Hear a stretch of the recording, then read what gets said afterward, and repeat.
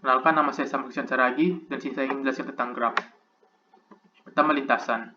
Lintasan adalah basa sisi yang menghubungkan dua buah simpul. Contohnya pada graf G1, jika kita ingin menghubungkan simpul 1 ke simpul 4, kita bisa melalui lintasan 1, 2, dan lintasan 2, 4, atau lintasan 1, 3, atau lintasan 3, 4. Pada graf G3, jika kita ingin menghubungkan simpul 1 dan simpul 4, kita bisa melalui lintasan 1, 3, atau lintasan 3 dan 4. Yang kedua, sirkuit. Sirkuit adalah lintasan berawal dan berakhir pada simpul yang sama. Contohnya pada graf G1, yaitu simpul 1, 2, 3, dan balik lagi 1, itu sebuah sirkuit. Atau pada graf G3, yaitu simpul 1, 2, 3, dan balik 1. Yang ketiga, graf terhubung. Graf terhubung yaitu setiap dua titik berbeda dalam sebuah graf dihubungkan oleh lintasan. Contohnya, jika kita dari titik 1 ketemu titik 4, kita bisa melalui sisi 1, 3 ataupun sisi 3, 4. Dan graf tak terhubung yaitu setiap dua titik berbeda dalam sebuah graf tidak dihubungkan oleh lintasan. Contohnya itu bisa kita lihat pada titik 4 dan titik 8 ini tidak ada sebuah lintasan. Untuk titik 4 atau titik 5 tidak ada sebuah lintasan sehingga tidak bisa dihubungkan, sehingga disebut dengan graf tak terhubung. Yang selanjutnya itu graf terhubung kuat. Graf terhubung terkuat yaitu jika terdapat lintasan berala dari titik U ke V, dan juga ada lintasan arah berbaliknya itu dari V ke U. Dan jika tidak ada lintasan berbaliknya itu disebut dengan graf terhubung lemah. Contohnya pada graf yang ini. Graf sebelah kanan ini disebut dengan graf terhubung kuat karena bisa kita lihat dari titik 1 ke titik 2, yaitu ada arahnya. Tujuan dari titik 2 ke titik 1 yaitu mempunyai arahnya juga, harus sebaliknya. Di tujuan dari titik 2 dan 3 memiliki arahnya, dan titik 3 kedua mempunyai arah sebaliknya. Sedangkan graf sebelah kiri ini disebut dengan graf terhubung lemah karena kita lihat dari graf 2 ke 3 ini ada arahnya, sedangkan dari graf dari titik 3 ke 2 ini tidak ada arahnya. Tujuan dari titik 2 dan titik 4 ini ada arahnya, dan 42 ini tidak ada arahnya, sehingga disebut dengan graf terhubung lemah. Yang selanjutnya itu upah graf. Upah graf itu bisa kita ambil dari sebuah graf jika kita mengambil bagian dari sebuah graf. Dan sisa dari bagian dari graf itu kita sebut dengan komplement. Contohnya pada graf G1. Jika kita ngambil yaitu titik 1, 4, 5, dan 3, itu disebut dengan sebuah upah graf. Yaitu dan sisanya itu kita sebut dengan komplement, yaitu titik 1, 2, 3, dan 6. Dan bila sebuah upah graf dan komplement digabungkan, itu menghasilkan sebuah graf tersebut. Itu graf 1. Selanjutnya upah graf rentang. Upah graf rentang itu adalah sebuah graf yang diambil bagiannya dan memiliki simpul yang sama dengan graf yang diambil. Contohnya graf G1 ini kita ambil beberapa bagiannya itu titiknya 1, 2, 3, 4, dan 5. Sehingga graf pada bagian B ini disebut dengan graf rentang karena memiliki simpul yang sama pada graf yang diambilnya. Sedangkan pada bagian C ini tidak disebut dengan graf rentang karena hanya mengambil 3 buah simpul saja. Sedangkan graf asalnya itu memiliki 5 buah simpul. Cut set. Cut set adalah hitungan sisi yang bila dibuang dari G menyebabkan sebuah graf G tidak terhubung. Contohnya itu pada gambar A ini. Bila kita lihat lintasan 1, 2, 1, 5, dan 5, 3 kita buang, kita cut set, akan membuat graf tersebut menjadi graf tidak terhubung seperti gambar sebelah kanan, dan akan menghasilkan dua buah komponen. Dan selanjutnya graf lengkap. Graf lengkap itu adalah graf sederhana yang setiap titiknya terhubung, atau dengan kata lain setiap titiknya memiliki tetanggaan. Contohnya pada graf K3 ini, pada titik ini memiliki tetangga, ini tetangganya yang ini. Atau pada graf K4 juga memiliki setiap titiknya memiliki tetanggaan. Seperti kita lihat, ini tetangganya ini, titik ini memiliki tetangga ini, dan ini. Selanjutnya graf lingkaran. Graf lingkaran adalah graf yang sederhana yang setiap simpulnya memiliki derajat 2. Kita lihat pada 4 graf ini, setiap titiknya memiliki graf berderajat 2. Contohnya graf teratur. Graf teratur yaitu graf yang setiap simpulnya mempunyai derajat sama. Contohnya itu pada graf ini. Titik 1 mempunyai derajat 3, titik 2 mempunyai derajat 3 juga, Titik 3 yang mempunyai derajat 3 dan titik 4 juga mempunyai derajat 3. Selanjutnya graf bipartit. Graf bipartit adalah graf yang bisa dipisah menjadi dua bagian himpunan, yaitu V1 dan V2. Contohnya pada graf ini. Graf ini bisa dibuat menjadi dua himpunan, V1 dan V2. Dengan V1 itu himpunannya ABD dan V2 anggotanya itu CEF. Selanjutnya graf isomorfik. Graf isomorfik yaitu dua graf yang sama tetapi secara geometri berbeda.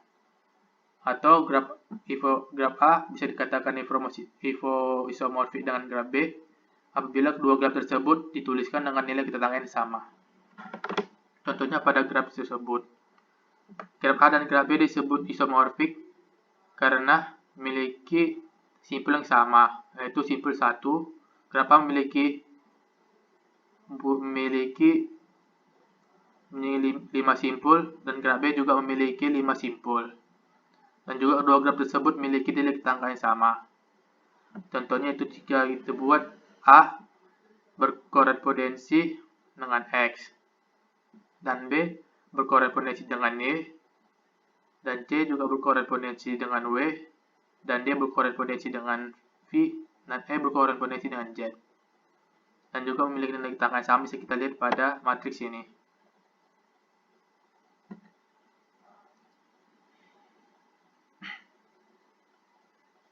Yang selanjutnya kita bisa lihat pada gambar A isomorfi pada gambar B karena dia memiliki simpul dan sisi yang sama. Yang mana kita lihat pada graf A memiliki 4 simpul dan graf B memiliki 4 simpul dan pada graf A juga memiliki sisi yang sama, yaitu graf A memiliki 1, 2, 3, 4, 5, 6 memiliki 6 simpul dan graf B juga memiliki 1, 2, 3, 4, 5, 6 simpul. Graf B juga memiliki 6 simpul. Sedangkan graf A dan graf C tidak isomorfik karena tidak memiliki sisi yang sama, di mana graf A memiliki 6 sisi dan graf C hanya memiliki 4 sisi saja. Graf homomorfik. Graf dikatakan homomorfik jika salah satu kedua graf dapat diperoleh dari graf lainnya dengan cara menyisipkan atau membuangnya secara berulang simpul dari 2. Contohnya itu pada 3 graf yang ini saling homomorfik. Bila kita lihat pada graf yang satu ini, dia memiliki titik O dan titik V ini dibuang sehingga menjadi graf yang ini. Atau pada graf yang ketiga ini, dia dikatakan homomorfik karena menambahkan 2 buah simpul, ini X dan Y. Selanjutnya graf planar. Suatu graf disebut graf planar jika graf tersebut digambarkan pada bidang datar sedemikian sehingga tidak ada sisi-sisinya saling berpotongan. Contohnya itu pada graf K4 ini, di mana di gambar graf K4 ini terdapat sisi yang berpotongan. Dan graf K4 ini bisa kita buat menjadi tidak berpotongan dengan cara satu sisinya kita ubah dan menghasilkan graf sebelah kanan ini. Baik, kita lihat graf sebelah kanan ini tidak ada sisi berpotongan. Dan kita sebut dengan graf K4 ini termasuk graf planar. Sedangkan graf K5 ini tidak planar karena biarpun telah kita ubah masih saja ada sisi yang masih berpotongan. Seperti yang kita lihat, yang ini adalah sisinya berpotongan. Jadi graf K5 ini tidak planar. Sedangkan graf planar yang digambarkan dengan sisi tidak saling berpotongan itu disebut dengan graf bidang. Yang mana kita lihat ini 3 buah graf, yaitu graf A, B, dan C. Di mana graf B dan C ini disebut dengan graf bidang. Yang di mana graf bidang disebut juga graf planar. Tapi graf planar tidak bisa disebut dengan graf bidang.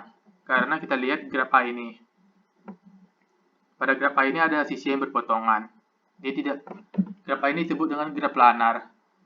Tetapi dia masih ada sisi yang berpotongan. Sedangkan kalau graf A ini kita bisa ubah graf A ini bisa kita ubah menjadi sisi tidak berpotongan. Hasil ubahannya itu kita sebut dengan graf bidang. Sedangkan graf asalnya itu kita bisa sebut dengan graf planar. Sehingga graf planar yang masih ada titik perpotongan tersebut tidak dapat disebut dengan graf bidang.